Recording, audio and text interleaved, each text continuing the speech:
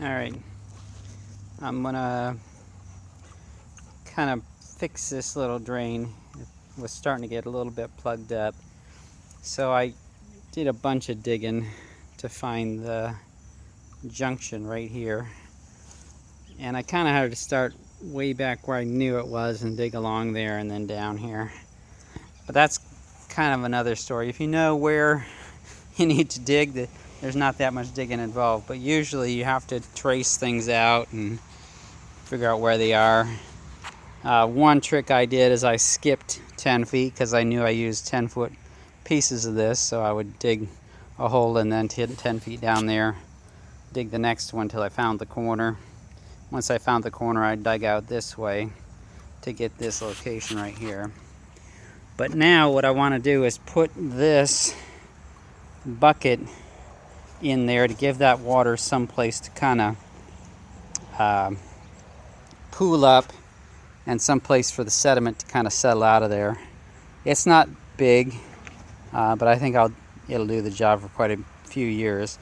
I got it cut, the bottom of this bucket cut off, so it will sit in that, the pipe will sit into this slot. And the way I did that mostly was with tin snips, but I did use a jigsaw, especially to get around those edges where it's kind of thicker, to get that cut out. And then I have this other bucket that I'm going to use for the lid. So this will go over the top like that and close it up so that it just has an opening for the inlet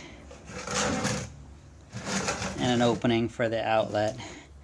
And I found the location of those just by taking this bucket out, put it under there, and marking it for where it goes in and out.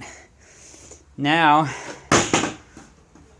I just need to locate or position that thing down in the hole, which means I need to make my hole a little bigger so I can fit this under that pipe that's already existing in there.